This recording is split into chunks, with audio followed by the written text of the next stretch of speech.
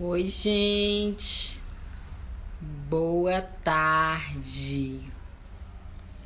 Vou fixar aqui o comentário.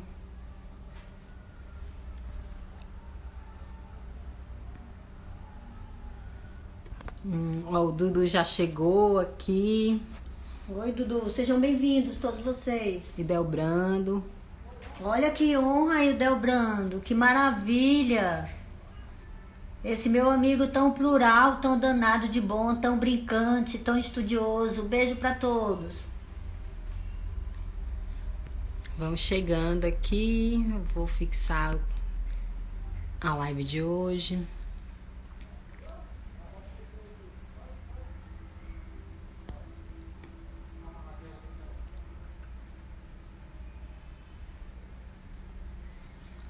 Opa, boa tarde.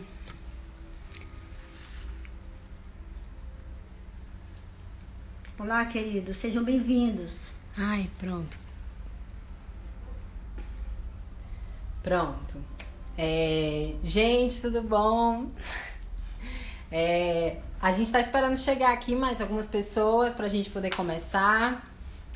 Testando aqui as últimas coisas. Então, enquanto a gente tá falando, vê aí se tá tudo ok, som, imagem e tal, pra gente saber se tá tudo certinho. Vou verificar aqui. Tudo certinho também. Mais gente chegando, ótimo. A gente ia, na hora que a gente tava começando, aí a gente ouviu assim um barulho da nossa vizinha. Aí a gente tá com medo de ter um barulho de obra aqui, tá? Mas é isso. Chegando mais gente. Hoje nós vamos continuar aqui a nossa série, com o segundo episódio da nossa série, que tem o título de... cadê que eu esqueci agora? Ser cearense.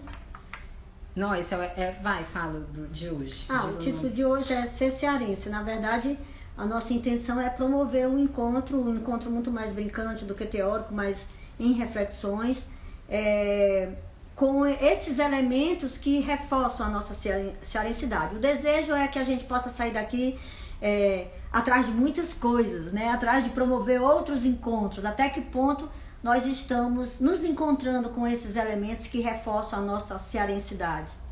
Então, esse é o meu objetivo com esse compartilhar.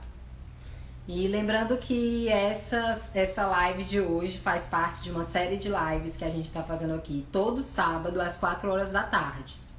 Então, o nome da nossa série é Cultura Folclórica em Reflexões Docentes. E a gente está aqui fazendo essa série aqui pelo Instagram. Hoje, nesse episódio de hoje, ela vai falar sobre tudo isso. E a gente está muito feliz de receber todo mundo aqui. O Rafa tá aparecendo. Que ótimo! A Pinha chegou. Beijo grande. E aí, é isso. Ela vai... Jânio tá perguntando cadê seus cordões, sua marca registrada. A gente achou que estava muito poluído, Jânio. Você é um rapaz de muito bom gosto, muito detalhista, né? Mas a gente achou que estava muito poluído com muita coisa, então achei melhor deixar branquinho pra... Mas usarei. É isso, então vamos começar, tá bom? Compartilhem essa live com outras pessoas, tá? Compartilhe aí com os amigos. Aqui do lado de onde vocês colocam os comentários tem um triângulozinho. Nele você pode compartilhar com outras pessoas a live, assim a gente divulga mais a nossa live. A gente vai começar e aí assim que a gente preparou uma projeção com slides. Então eu vou desativar os comentários só durante esse momento que a gente está projetando e depois a gente retoma aqui com os comentários pra gente conversar e bater um papo um pouquinho. Tá bom? E dependendo como vai caminhando, né? Porque às vezes essa coisa dos slides eu fico muito sem vocês, aí a gente não sabe se tem alguma... Se alguém quer de repente não pode aguardar e de repente a pergunta tem que ser naquela hora, enfim. Aí a gente pode também mudar o próprio planejamento, né? Que ela é minha diretora aqui, então, né? A gente vai fazendo e vai se ajustando, não é assim? Isso. Pois vamos lá então. Vamos lá, vou desativar os comentários, tá bom, gente? Depois daqui a pouco a gente volta. Vai lá. Então, boa tarde a todos, né? Como eu estava falando no início, a nossa intenção com essas lives, né, que é o aproveitamento de material que eu já trabalho no próprio laboratório, com os alunos, com as disciplinas, com palestras, ela tem o intuito também, além de compartilhar, de poder manter o laboratório ativo, de maneira que o Instituto possa honrar as bolsas dos meninos, né? Tem também isso, então vocês também cooperam com essas questões da gente estar produzindo para honrar os compromissos das bolsas de todos os alunos que eu tenho envolvido lá dentro do LPCT, né? Então, na semana passada, a gente trabalhou com esse universo de uma compreensão de cultura, do universo da cultura popular como um todo, e como a gente compreendia essas questões da tradição e alguns cuidados e algumas reflexões que a gente fez nessas abordagens. Eu vou começar agora só pautando, porque eu coloquei patrimônio material, identidade cultural e memória, a gente trabalhou com identidade, com tradição no sábado passado, mas eu quis começar com isso, até porque sempre nas lives o público passeia, né? Nem sempre ele é um público fiel. E então eu achei que precisava a gente se entender nesses elementos que eu vou percorrer. O que seriam esses elementos de cearensidade que nos caracterizam como cearense, independente dos espaços urbanos ou do lugar para onde formos, nos territórios, né, onde estivermos? Quais seriam esses elementos que nos representam, que estão em nós enraigados? E até porque eu percebo que por algumas questões, né, da própria criação cearense, de alguns preconceitos, de como a gente tenta, às vezes, não ser do sertão, não ser de lá, ou de não ser... A gente tenta ser o urbano mais que pode e acaba deixando emergir em nós determinados elementos que são, às vezes, de um processo de globalização maciça que vem, e vamos nos invadindo com isso sem... de repente, de uma forma, escolhendo isso em vez de conviver pacificamente com os outros elementos que são de pertença. Então, na verdade, esse é o nosso intuito. Só para lembrar, nós na live passada, eu já compartilhei com vocês, que diante do meu ponto de vista e de muitos autores com os quais a gente chegou a dialogar ou a aproveitar algumas colocações deles, nós consideramos cultura toda a forma de produção humana, né? Ela está em todos os lugares, em toda a forma como o homem cria, e toda a forma de como o homem procede, toda a forma como ele vê, né?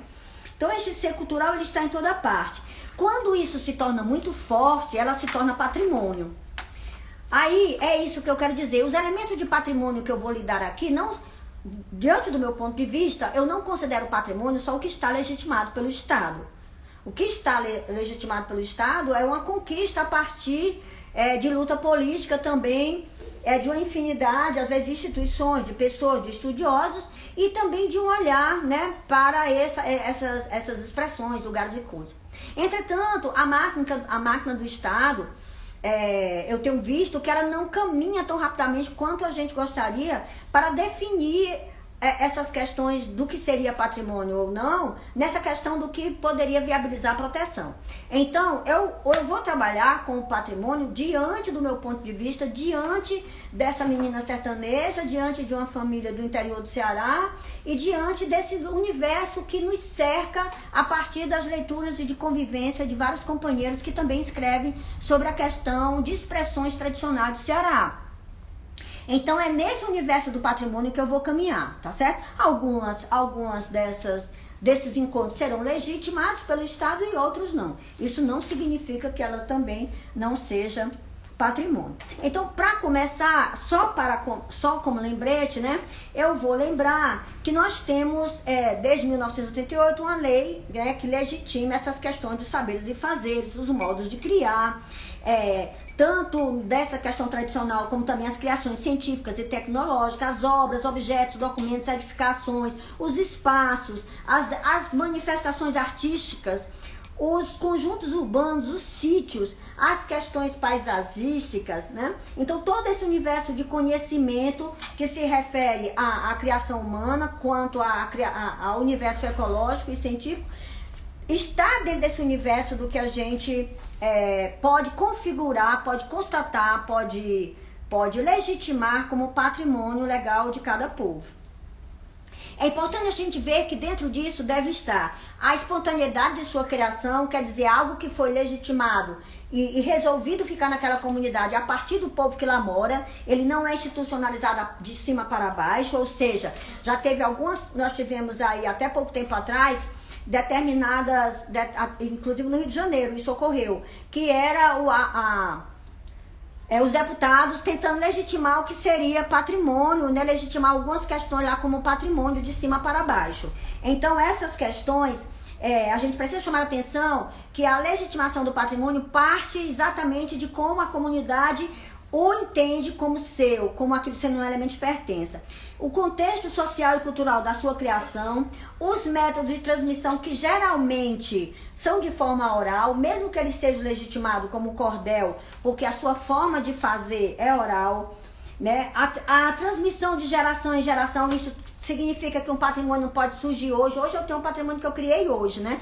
Então, na verdade, ele sempre tem um legado ancestral, então por isso que ele depende da história e por isso que ele depende da memória, né? E a outra coisa se relaciona àquilo que a gente viu no sábado passado. Ele está relacionado à questão da tradição, que nós já vimos que é um elemento sempre vivo, dinâmico e sempre em movimento, né? Ele está, quando a gente fala assim, o patrimônio cearense, aquilo pode estar legitimado apenas numa pequena comunidade que o legitimou como seu e que faz com que o universo do estado se identifique com aquele legado, né? Quando eu falo o coco do Iguape é patrimônio cearense, eu não estou dizendo que todo mundo dança coco, eu estou dizendo que lá naquela comunidade existe uma legitimação daquele bem e aquele bem existe uma identificação minha como cearense de que aquele bem também me pertence. Mas essa figuração do povo, ela está geralmente relacionada a uma coletividade que o mantém, né? E ele contribui para essa ideia da diversidade, considerando que nós já vimos também, né, na outra live, que inclusive o Bruno está aqui, ele tem um trabalho muito bacana, que eu acho, com o patrimônio, que é essa história de cultura no plural, achei de uma sacada genial. Então, todas as expressões que as pessoas têm mania de ver no singular, né, a brincadeira do boi, na verdade, ela é sempre plural, pela forma como nós temos vários bois, várias formas, várias maneiras e etc e tal. Então, o reconhecimento do patrimônio, né, ele depende... ao reconhecimento dele dentro da comunidade, ela está, para isso ser reconhecido, é necessário observar o que existe de mais significativo para a sua gente, dentro daquilo que a gente identifica como seu, dentro da comunidade, da forma como quem está externamente também se identifica com aquele bem. De como construiu e retrata a sua história, na forma como cria e recria para atender a necessidade do decorrer da sua história e a necessidade de sua gente. Todo bem intangível, que é os bens a qual eu estou querendo trabalhar, vou trabalhar com vocês, eles estão relacionados para suprimir uma necessidade, seja de lazer, seja gastronômica, seja... nessa questão da fé, ela sempre vai atender a algo da necessidade humana da comunidade que eu mantenho e que eu criou, né? E ele tem essa relação também com a questão da ancestralidade, dos seus antepassados. Então, na verdade, esses elementos geralmente fortalecem o sentido de grupo da comunidade, o sentido de grupo, o sentido de comunidade, e o que não é muito interessante para algumas conjunturas políticas massificantes. Por quê? O que mais fortalece uma comunidade, um povo, é digamos assim, essa autoestima que ela tem, uma compreensão do significado e do que ela é. É isso que faz com que as pessoas se reúnam e lutem pelo seu território, pelo seu espaço, pelos seus bens e por aquilo que tem.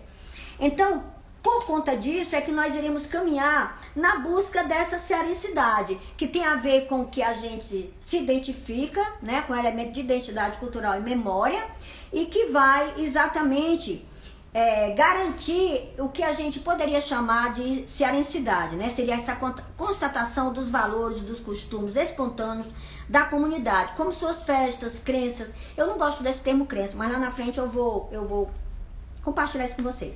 Religiosidade, danças e folguedos possibilitam o reconhecimento daquilo que fala de nós, principalmente para nós mesmos. Eu não posso estar falando aqui de elementos de cearensidade quando ela não tem nenhum sentido para o universo dos cearenses que aqui estão, né, de repente compartilhando comigo. Esses elementos de identidade cultural favorecem uma retomada da autoestima, possibilitando um núcleo de resistência em cada um, capaz de driblar culturalmente o processo de globalização,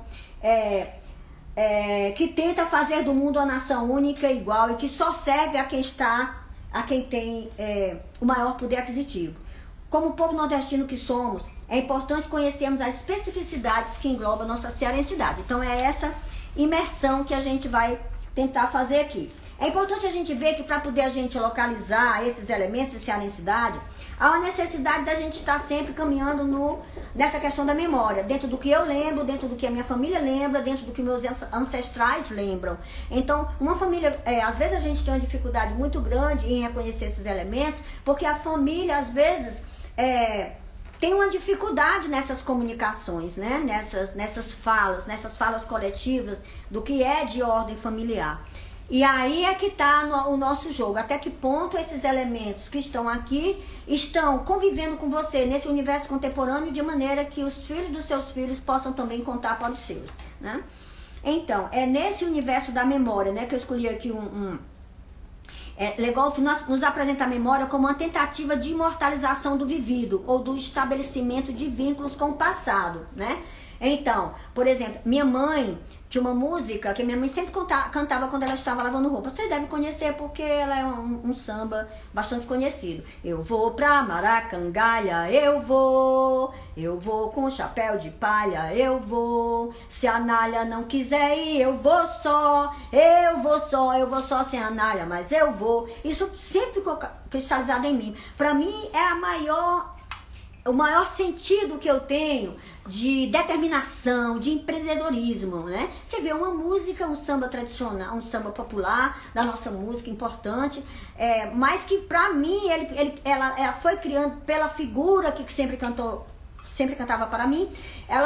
Quando eu escutava ela dizer, eu vou para Maracangalha, eu vou convidar a Nália, mas se a Nália não quiser ir, eu vou só. Então havia uma determinação, eu sempre usei essa figuração, já usei ela inclusive em palestra quando me perguntaram o que era ser um empreendedor, né? E eu fui dizer que era ir para Maracangalha, mesmo que se a Nália não quisesse ir.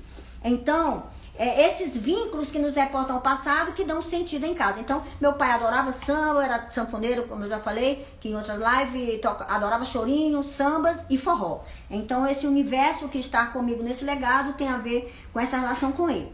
Então, pelos vestígios do passado que não se fizeram apagar, passeiam as almas das gerações que nos antecederam, né? Então, eu vou tentar caminhar com vocês, não com tanta coisa, mas não com tanta teoria, mas vou tentar trazer aqui alguns elementos, né?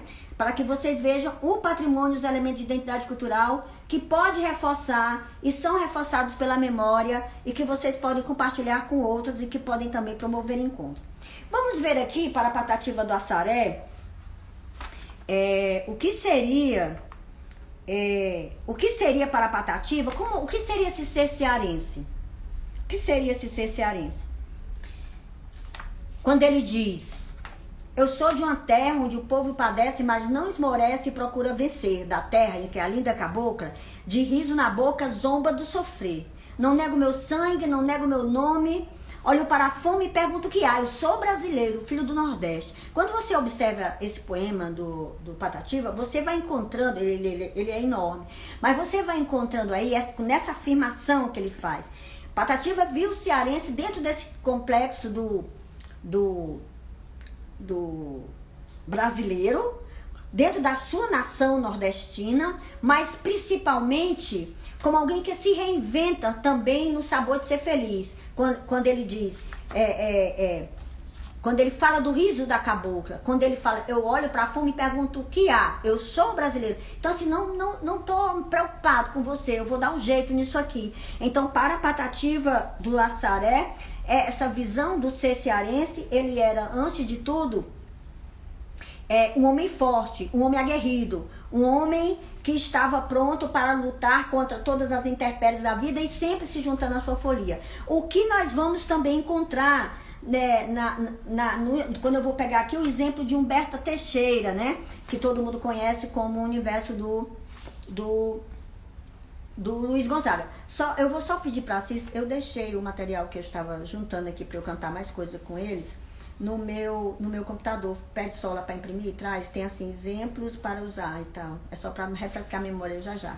Tá, tu bota lá. Então, Humberto Teixeira, quando ele diz, no meu roçado eu trabalhava todo dia, sanfona não parava e tome shot a noite inteira. Ele liga o trabalho, a agricultura, a ordem do que o homem tem que fazer, porque do trabalho de tuas mãos comerás, é o que dá a dignidade, e a folia que dá força, que rejuvenesce e que lhe prepara para novamente enfrentar o trabalho. Então nós vamos encontrar esse ser cearense convivendo nessa figura imagética do que a gente vai encontrar e que vai fortalecer também o que a gente vai solidificar como os tipos característicos do Ceará. Os tipos característicos dentro dos estudos, né, da tradição, ele está sempre ligado às formas de subsistência que mais se destacam no lugar, né, ou nas brincadeiras que mais evidenciam o lugar, né? É onde a gente vai encontrar essa necessidade dos tipos característicos de representação. Ela se tornou muito evidente nos anos 60, quando a gente passou a ver no turismo essa questão de possibilidades econômicas, né? Eu até falei um pouco sobre isso também na live passada. Então, dos anos 60 para cá, a gente começou a trabalhar dentro desse processo de identidade cultural, do que poderia destacar os lugares para que isso evidenciasse também isso ser um lugar interessante para a gente conhecer, né? Isso no âmbito do turismo cultural. E então, essa figura do ser cearense, ela perpassa por essa forma imagética, né, poética, de como ela vai se construindo nas criações também dos artistas da época. Então, nós vamos encontrar na música de Branca Rangel, quando ela diz uma casinha pequenina, branca e serena, cor do luar, uma velhinha fazendo renda, é o meu Ceará. Na mesma música ela diz, jandaias cantando ao luar, a lua beijando o mar, uma jangada e um jangadeiro, é o meu Ceará. Então o que você vai ver aqui na música da Branca Rangel? Você vai ver essa cristalização desse tipo, dessa paisagem que até hoje ainda serve ao turismo.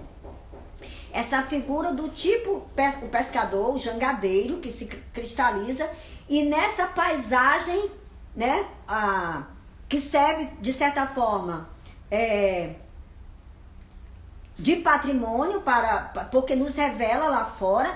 Durante muito tempo serviu para revelar um Ceará não tão completo, porque ficou revelando um Ceará só de sol e praia, né? Então não falava no Ceará com suas características sertanejas, não falava nesse Ceará com as suas características serranas, né? Então durante muito tempo essa figura do Ceará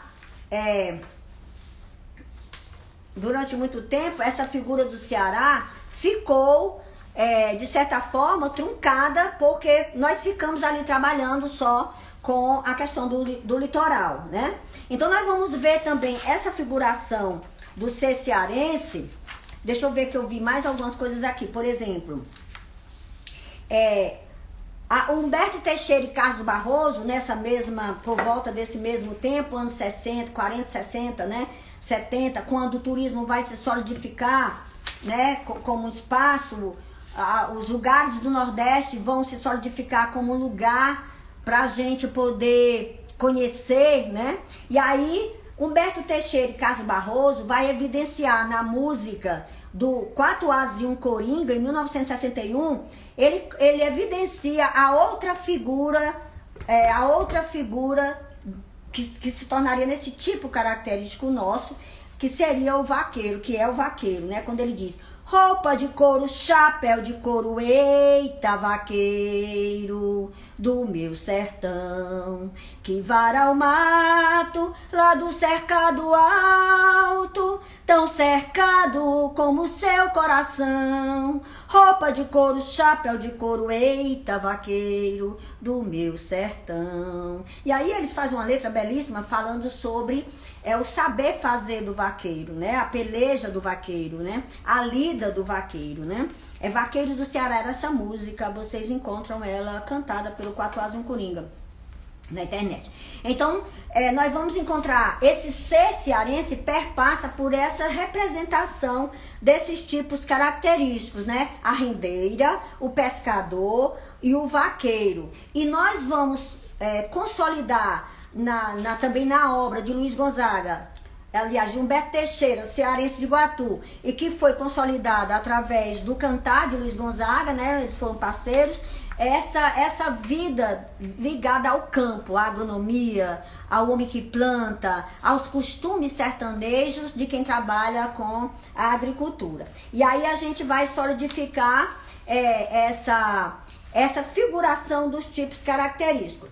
Mas, na verdade, é muito importante que a gente veja, né, nessa figuração desse ser cearense, não pode faltar do que a gente poderia chamar da mãe de criação cearense, que é a figura dos indígenas, né, do povo indígena cearense.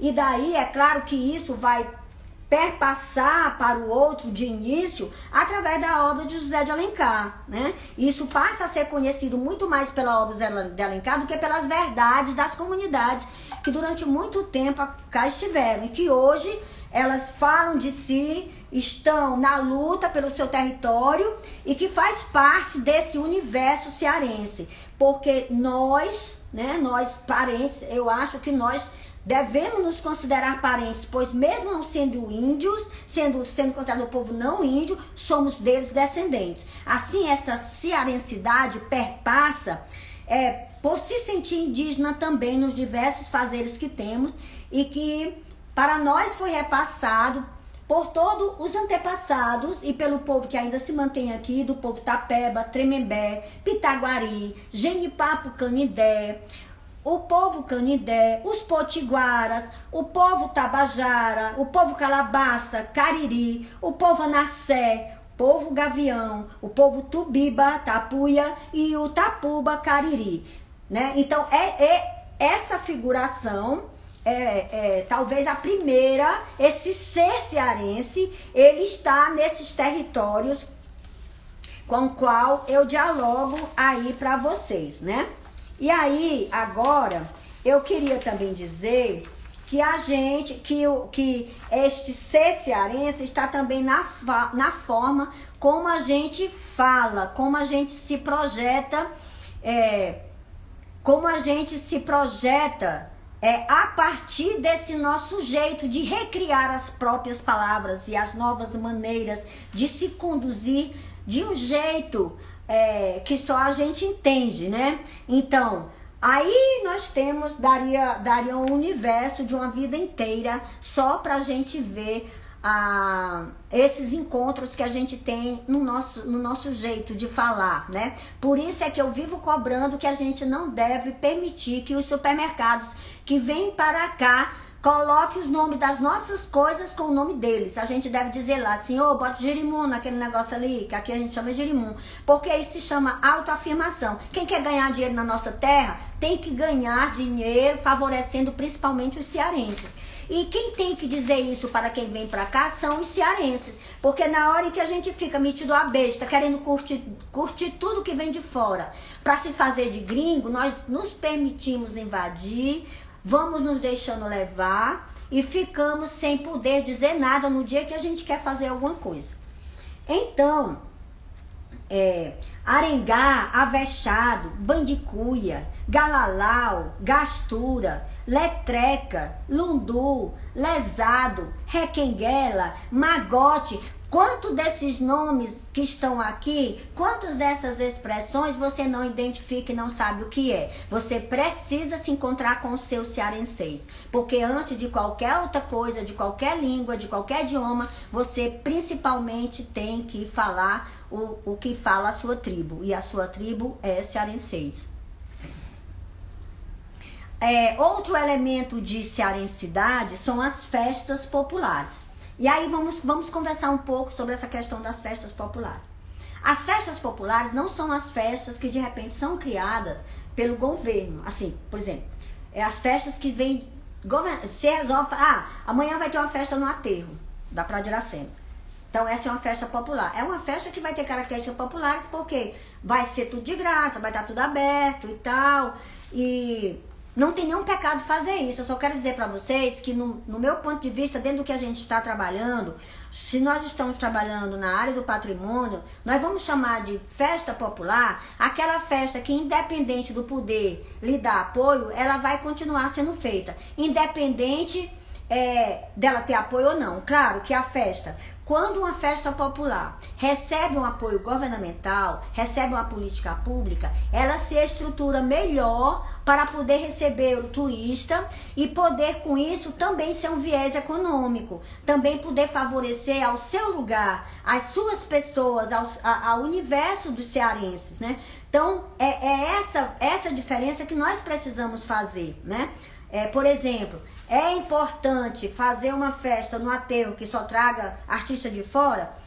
É importante, isso possibilita que as pessoas vejam alguns artistas que talvez de outra forma não veriam, né? Mas é mais importante que a gente pague os músicos local, né? Porque a gente já tá feio e careca com essa história da gente se apresentar nos cantos, o pessoal dizendo que é porque a gente vai ter divulgação, que ninguém come, ninguém é planta para comer luz, fotossíntese, né?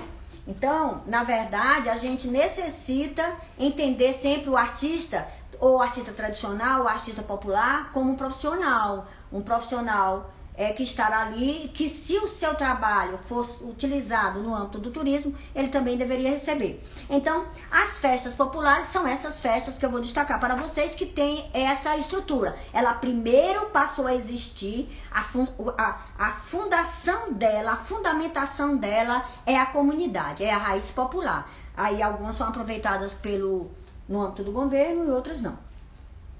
A festa de Iemanjá. A festa de Iemanjá hoje está amparada, mas ela passou mais de 50 anos sendo feita somente pelos terreiros, com a força do que eles conseguiam de solidariedade entre si e também de algumas colaborações.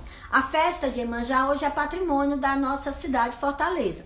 A festa de Iemanjá ela tem uma particularidade importante para os cearenses. Por quê? Primeiro porque a nossa festa de Iemanjá ela tem um encontro, desde o princípio, ela teve um encontro bem maior com a Umbanda do que mesmo com o Candomblé. Não estou dizendo que ela não tem essa relação, eu estou dizendo que ela tem uma presença maior dessa força cabocla que existe dentro dos terreiros de Umbanda.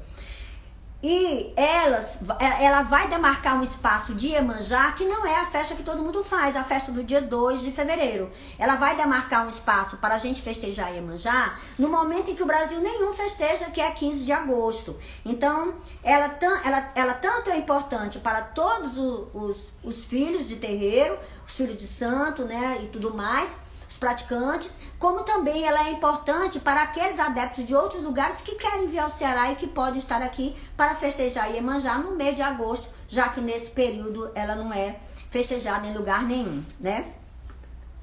Só falta isso. Vai, meu Deus. Então, já vou pular, porque eu quero já chegar nas danças, pelo menos para chegar lá. Então, aí eu vou colocar aqui para vocês outras festas, no caso da festa de Iemanjá, o Terço do Siqueira, né, no dia de São José, que é uma festividade, hoje ela está mais como um rito em relação ao terço, que é feito aqui às margens do rio Siqueira, ou às margens de onde antes tinha um rio, mas enfim, que tem uma promessa que tem a ver com o ciclo da estiagem, que tem uma história interessantíssima e que é feita por populares há mais de 70 anos, saindo ali de perto do hospital da Parangaba e se estendendo até as margens do rio Siqueira, né? No dia de São José, no dia do padroeiro. A festa do Pau da Bandeira em Barbalha, que hoje é patrimônio do nosso estado, ela foi bastante, nós tivemos um trabalho maravilhoso feito esse ano com a festa de Barbalha, tá? O estado está de parabéns, o Teatro de Alencar também, foi maravilhoso. A festa de São Francisco de Canidé, né? Que eu já vi muita gente querendo fazer coisas para os caminhos de Assis. Como assim os caminhos de Assis? Os caminhos de Assis levam para Itália. Aqui o que leva para aqui, para Canidé, bem pertinho, é a estrada de Canidé, os caminhos de Canidé, essa cidade que tem o nome de uma tribo aguerrida que não se deixou domar e por isso foi dizimada todinha. Tem uma história lindíssima nesse aspecto, né, de coragem, de determinação, né? Então acho que a gente deveria explorar mais exatamente esse ponto de identidade, né, com o povo de Canindé, com a comunidade de Canindé. A festa do Padre Cícero, que acontece em 4 momentos, a festa da Coroa da Parangaba, que é uma festa que tem mais de 400 anos, que tem uma relação também com as comunidades indígenas, principalmente com a comunidade potiguara. E o Carnaval de Rua de Fortaleza, que hoje está tendo um apoio, né, legal da prefeitura. Nesses últimos tempos tem tido um apoio, né, em alguns lugares também do governo do estado. Isso tem sido muito legal, mas eu ainda acho que as comunidades do Carnaval precisam ter um destaque maior. Quando chega na época do Carnaval, as crianças ficam cantando só as músicas da Escola de Samba do Rio ou as coisas de Pernambuco e não canta nada daqui. Então cadê as músicas do nosso Carnaval? Nós precisamos levar isso para as escolas, precisamos estabelecer um ponto de identidade com esses 14 maracatus, com essas escolas de samba, com os blocos, com os afoxés, né? Então, a Cícera já está me falando aqui que já falta bem pouquinho tempo, então eu vou fazer esse passeio, mas nós poderemos inclusive ter, né, porque também é importante conversar com as pessoas, né? Vamos agora para esses elementos das brincadeiras, né? Os elementos de cearensidade que nos marca nesse território através das danças e dos ritmos que gostamos de fazer, que gostamos de brincar. Isso não significa que a gente não gosta de fazer outras coisas, mas essas brincadeiras são os elementos de identidade do nosso lugar. Aí quando a gente bota, antigamente a gente fazia assim, torém, cana verde, mineiro pau, tudo no singular. Na verdade, toréns, né? Hoje eu tenho visto que várias comunidades gostam de brincar o torém, né? Quando eu a conheci, tempos atrás, elas estavam muito ligadas só à comunidade Tremembé, mas hoje eu vejo que outras comunidades, aliás, hoje eu vejo que nos encontros indígenas, ou que eles estão presentes, existe uma roda solidária, onde sempre um fortalece o canto do outro, né? Então eu acho que ela é legal. Agora, gente, vamos pegar, cadê aquele bichinho que eu botei? Eu vou cantar pra vocês uns trechos de canções lindas, filha, eu quero que tu me ajude aqui, ó, São trechos, eu chamei Canto dos Curumins. Alguma dessas cantigas está no Pátria Grande e são de 5 comunidades indígenas, aqui do Ceará. E esse foi um trabalho maravilhoso que foi feito há um tempo atrás aí, acho que só feito com as crianças, né, com os curumins. E que fez o registro de várias músicas, inclusive eu vejo as comunidades hoje cantando, e que isso precisa estar na escola para ontem, né? Na tapera, oi, na tapera, onde eu fui governador, ai, ai, eu lá, na tapera, ai, ai, eu lá, na tapera, ai, ai, eu lá, na tapera, ai, ai, eu lá, na tapera. Pisa, oi, pisa, vamos pisar, pisa na Jurema do rei de Urubá, na Jurema tem, na Jurema dá, caboclo bom pra trabalhar, na Jurema tem, na Jurema dá, caboclo bom pra trabalhar. Pisa, pisa, vamos pisar, pisa na Jurema do rei de Urubá, na Jurema tem, na Jurema dá, caboclo bom pra trabalhar. Tava lá na mata arquejando, índio guerreiro passou me chamando. Tava lá na mata arquejando, índio guerreiro passou me chamando. Oi pisa, oi pisa, oi pisa, oi pisa devagar. Oi pisa devagarinho na folha do Jurema. Oi pisa, oi pisa, oi pisa, oi pisa devagar. Oi pisa devagarinho na folha do Jurema. Então, são trechos, na verdade eu cantei muito mais desses últimos trabalhos que a gente fez com os curumins, né? Que são canções que se destinam, que eu acho que a gente deveria explorar isso muito com as crianças, se é para estar dentro das escolas. A gente precisa chegar com essa aproximação com as comunidades indígenas, numa verdade verdadeira que existe hoje, a partir desses laços afetivos que as suas brincadeiras também possam fazer. Né? Que as crianças também precisam fazer, os índios, os não índios, né? Essa aproximação são elementos da nossa, a gente precisa sentir todos esses elementos de pertencimento da nossa raiz indígena, que precisa dessa força para poder a gente ter um respeito maior pelo território dessas comunidades, né?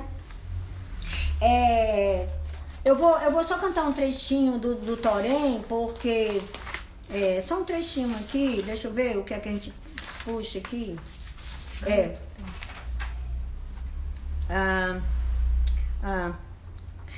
Saia mussará, oh mangue, pre, tem boingue, overa niquatiai, overa tem boirana, pre, tem boingue, pre, tem boingue, overa niquatiai, overa tem boirana, pre, tem boingue, pre, tem boingue. O vídeo que para, o vídeo que para, e para na vídeo, o vídeo que para, o vídeo que para. Então, o torém está relacionado muito ao período da colheita do caju, tem uma relação muito grande com o Mocororó, com os ritos, né? Os ritos os ritos comunitários, né? De receber, de nos irmanar, né? Então, só o torém daria pra gente fazer um trabalho todinho numa live só sobre ele, sobre todos os seus sentidos, né? A forma como isso se relaciona também com a questão das comunidades. Você está só me mostrando aqui, eu tô ficando nervosinha. Então, é importante eu dizer, não sei se vocês sentiram, né? Quando a gente marca o torém, a gente vê que o ritmo, né, que a gente está marcando aqui é o shot. Quando eu fiz as coisas do curumins, lá das crianças, lá pegando na tapera, oi, na tapera, onde eu fui governador, você vai ver o shot aqui presente. Já tô destacando isso para vocês verem que quando a gente diz que o shot, o baião e a marcha são os gêneros tradicionais do Ceará, é porque nós vamos encontrar ele aí solto nas diversas expressões culturais tradicionais da nossa terra, né? Como a gente poderia ver. Então, e aí no caso aqui eu vou para onde? Sim. Então, aí nós vamos encontrar os cocos. Aí dá outra vida também, né? Porque aí nós vamos ter... Cadê o meu papel, Cis? Nós vamos ter uma infinidade de brincadeiras, né? De coco. Cadê o que essa menina fez? Tá aqui. Por exemplo, quando eu vou trazer aqui a brincadeira de coco, né? Que tem a diversidade, especificidade a partir dos mestres. Cadê aqui a dona menininha, né? Bom, a partir dos mestres que eu faço, né? Como é o caso aqui, o mestre Chico Caçoeira, o pessoal do Balbino.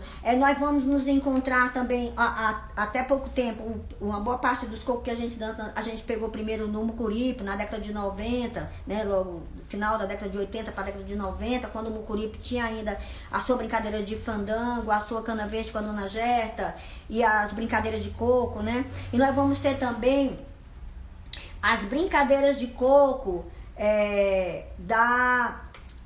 do pessoal do interior, né? O coco Frei Damião, o coco das batateiras, né? O siriri, por exemplo, no CD do Miraíra, que eu fiz uma coreografia, uma performance com 4 cocos, e de repente lá naquela época eu era novinha, gente, vocês têm que dar um desconto. Eu juntei os 4 cocos, eu digo lá, são de 4 comunidades do Cariri, mas eu não especifiquei. Então quem vai dançar aquilo com a minha música força de expressão, né, com a nossa interpretação, ela acaba achando que é uma música só, que é uma coisa só, e não é, são 4 cocos de 4 lugares, que tem 4 nomes diferentes, né? Então há uma necessidade da gente ver que cada lugar, forma de fazer, maneiras de cantar, né? É claro que ele há uma caracterização de onde o círculo está presente, né? No caso do coco de praia, a gente vê o desafio tanto na parte da embolada como também na batida de pé. Então a gente vê características que os identifica como coco, mas cada um é na forma como sabe fazer, na forma como cria suas músicas, como se identifica e tudo mais. Tu quer fazer aquela embolada que tu fez sobre o Corinthians, né? Ai, meu Deus, ia pedir pra outra fazer embolada, mas já vai. A mesma coisa nós vamos falar aqui sobre o maneiro pau, que não é o maneiro pau, são os maneiros paus, né? Onde a gente vai encontrar, por exemplo, aqui, né? Quando eu vou colocar, por exemplo, a brincadeira do maneiro pau do mestre Cirilo, que eu não sei onde foi que a Cis botou, mas enfim. Então, O Maneiro Pau, aqui nós vamos cantar também do Mestre Bigode, né? A brincadeira do Leiruá, lá da Serra da Meruoca, que vai estar também em Iguatu, né? E que durante muito tempo os grupos parafolclóricos, os grupos de projeção, ficou cantando sempre aquele vou-me embora, Maneiro Pau. Porque os grupos mais antigos, no caso o grupo do SESI e o grupo de tradições, era com essas músicas que eles trabalhavam, com essa música que eles trabalhavam, era como se fosse um único nicho, uma única forma, uma única maneira. E aí os grupos ficavam e os meninos também. Mas na verdade há uma infinidade, além dessas formas, há outras formas, né? E daí a gente vai encontrar, por exemplo, aqui, né, com o mestre Cirilo também. Oi, pau maneiro, oi, menina, toma cuidado. Oi, pau maneiro, é no jeito de vadiar. Oi, pau maneiro, Oi, meus amigos, se preparam. Oi, pau maneiro, eu quero ver pancada igual. Oi, pau maneiro, Então, o que seria? Aí, deixa eu só fazer um outro pedacinho, que é para o pessoal saber que tem outros, né? Que não é só esse lá dele. Por exemplo, oi, ai, ai, eu vou Leiruá, eu vou falar Leiruá, esse momento. Leiruá, pode ajuntar, Leiruá, dessa pisada. Leiruá, pancada é igual. Leiruá, oi, ai, ai, eu vou Leiruá, eu vou brincar. Leiruá, tamo tão junto. Leiruá, vemos de longe. Leiruá, pra festejar. Leiruá, na terreirada. Leiruá, vamos brincar. Leiruá, nesse lugar. Leiruá. Então, o Maneiro Pau, ele consiste principalmente de versos criados improvisados e que tem que ser acompanhado pelas batidas de cacete com as performances que o mestre for mandando as criaturas fazer, no chão, em pé, sentado, da forma como ele quiser. Então, essa diversidade de brincadeiras de maneiros paus, digamos assim, né? A dança de São Gonçalo, como eu falei pra vocês, né? Que tem a que é feita na comunidade quilombola, que é feita na comunidade indígena, que é feita nas comunidades que não são indígenas nem quilombolas. E aí uma infinidade de formas de adoração de São Gonçalo diferente desta terra cearense. O universo enorme das quadrilhas, né? E essa presença do shot, da marcha e do baião dentro das brincadeiras brasileiras. Por exemplo, na hora em que você vê a pastorinha, eu não sei porque você não achou, porque eu tinha botado tudo aqui. Enfim, então, a pastorinha, quando ela entra, boa noite a todos, com a minha chegada, eu como a Diana, sou quem dou entrada, mestre contra mestra, e tudo já vem, e o resto do bloco cantando também. Então, nós vamos encontrar aí, a presença da marcha, né? Como também a gente vai encontrar, por exemplo, mas eu não vendo meu papagaio no Brasil, mas eu não vendo meu papagaio no Brasil, mas eu não vendo o meu papagaio do Brasil, que é um trecho da Cana Verde, do Iguape, né? Então você vai encontrar a presença dessas marchinhas, dentro de todas as brincadeiras cearenses, né? Tanto a marcha, o shot, o baião, né? É quando o boi se apresenta, como quando as brincadeiras... Mas olha o passo da roda grande, ô lelê, passo que já dançou carioca. Olha o passo da roda grande, ô lelê, passo que já dançou carioca. Então você tá vendo a batida do baião aí, possibilitando momentos da brincadeira do boi, como vai ter shot, como vai ter marcha. A burrinha do meu amo come palha de arroz, a renego dessa burra que não pode comer. Então você, sempre que você tá vendo as brincadeiras, você vai identificando, né, esses gêneros musicais que estão alicerçados na alma do povo. Por isso que eu digo que os gêneros musicais tradicionais do Ceará é marcha, shot e baião. E eles estão dentro do forró também. Só que algumas pessoas dançam forró sem saber o que diabo é marcha, nem o que diabo é shot, nem o que diabo é baião. Apesar de dançarem muito bem, né? Mas eles com aquela história, faz o pelo sinal, mas não sabe espalhar na cara, né? Falar pra eu fazer o coco, eu vou fazer. Tá, Eu então gosto do... Posso fazer? pode, faça pro... Porque eu tinha esquecido, aí eu... Pois faça aí, vai lá. É tal, seu menino que esse Não, Cícero, vire pra você. Ah, não, vou não, mulher. Tá ótimo assim. Hoje... Gente, olha só, tá vendo? Não, tá bom, vai. Eita lá o seu menino que esse coronavírus insistente e horrível demora para passar. E enquanto nós não tomar a vacina, vamos dançar o coco, eu digo a vocês de lá. Ela fez esse negócio por menino dela, ela dando aula remota. Entendeu? Então, na questão, eu quero só dizer pra vocês essa infinidade de coisas que nós vamos. Cadê a bichinha aqui? Olha, por exemplo, uma mata também. Pronto. também marcha, né? Dentro do alto do pastoril. O pastoril, ela é toda uma, né? Ele é uma dança que pode levar 2, 3 horas, 4 horas, dentro das suas várias esquetes que são jornadas, né? Dentro das suas jornadas. Então tem uma jornada linda que eu chamo que é a jornada da pastora perdida, né? Eu acho ela belíssima. Então eu resolvi. Cadê esse teu pedaço? Vai, meu sonho. Vai, pode ir, que eu lhe acompanho. Eu sou pastora, ando com minhas ovelhas por esses campos além. Parece que avisto umas ovelhas, não será algum pastor também. Então, uma marcha rancho. E que vai acompanhando, né, a saga lá da pastora. E aí vem as cenas, além das cenas brincantes, das cenas da apresentação de todo mundo, vem também as apresentações, o próprio drama, né, da morte da pastora boa pela pastora má. Que aí depende, cada pastorio resolve quem vai ser a pastora má, quem vai ser a pastora boa, né? Alguns fazem a mestra, outro faz a cigana, outro faz, enfim, quem mata quem, isso depende muito de quem está dirigindo lá o trabalho. Eu tô falando isso para entender que tudo é plural, como diz o meu amigo Delbrando. Então a única forma da gente encontrar e da gente solidificar garantir essa diversidade cearense é a gente parar, achar que tudo é no singular e ficar tranquilo fazendo só aquilo. Há um universo imenso de coisas que a gente precisa solidificar dentro da escola, solidificar na alma juvenil para poder se consagrar. Você está dizendo que só tem 7 minutos? Não, 52 minutos de live, ó. Isso significa o quê? Que tem só 7 minutos. Ó, então, quando a Açucena vem, né, pra matar, né, quando ela vem dizer que ela tem que entregar o menino, né, a Açucena diz: o menino eu não entrego, nem que eu tenha que morrer, prefiro a minha morte que a cigana egoísta obedecer. Aí eu sei que vem, elas vão morrer, vão matar e tal. E depois vem a Diana, né, pra...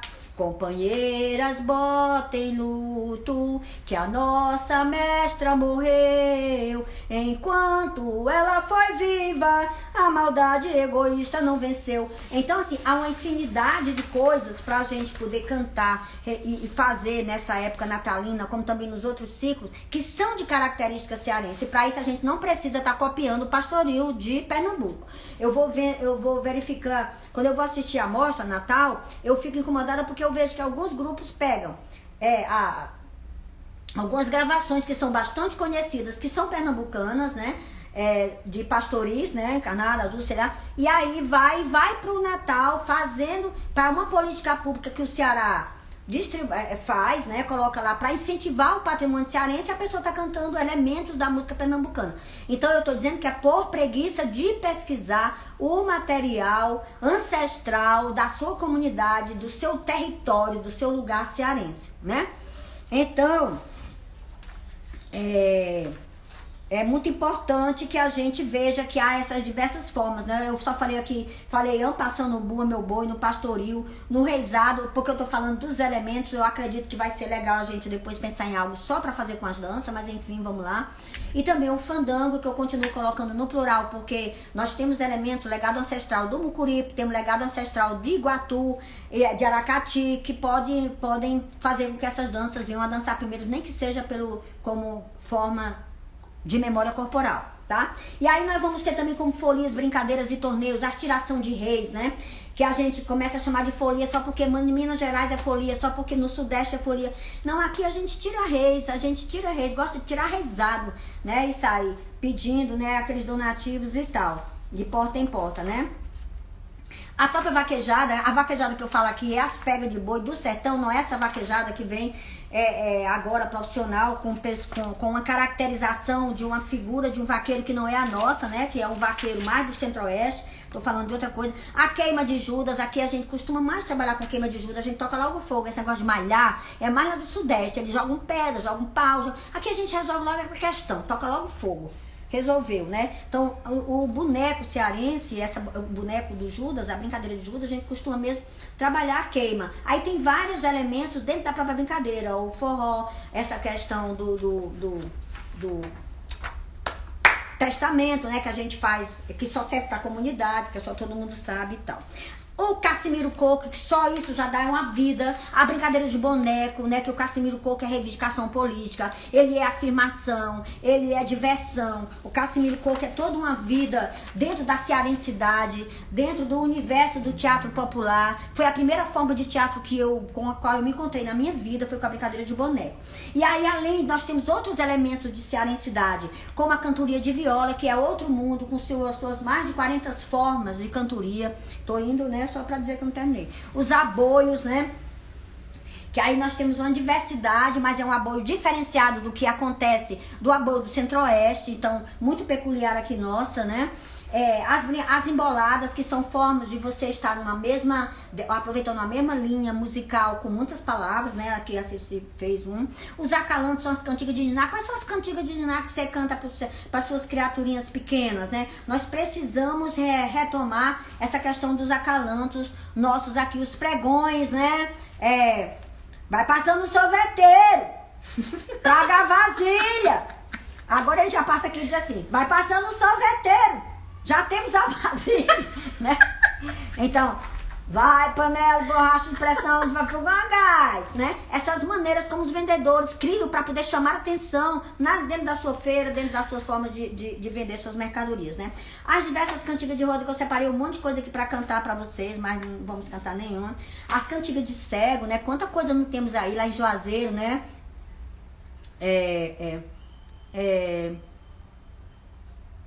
Ai, gente. Vou ficar devendo a cantiga de cego. Depois eu cantigo. Os benditos, né? Que são forma de louvar. Bendito, louvado seja Senhor São José. Traga Deus menino para Nazaré. São formas de bendizer os santos. Então nós temos a infinidade das excelências, que são pequenas. São cantigas que serve, acredita-se que com ela o espírito, né, chega mais rápido. Atravessa, né, desse plano para o outro. E aí nós temos uma infinidade, né? Uma excelência das almas. Quem mandou foi Mãe de Deus. A Deus, irmão das almas, a Deus. Elas têm que ser cantadas em número de 12, como são os apóstolos. 3 excelências das almas. E aí por aí vai. E aí eu acho que eu vou terminar. Será que dá pra fazer isso aqui? Ser cearense é gostar de comer pitomba, seriguela e subir nos pés de cajueiro. É comprar martinho da vila e colchão de moça na bodega do seu Chico. Eu nem vou poder conversar com ninguém. Gente, vocês voltam se a gente encerrar, porque a gente tá acabando.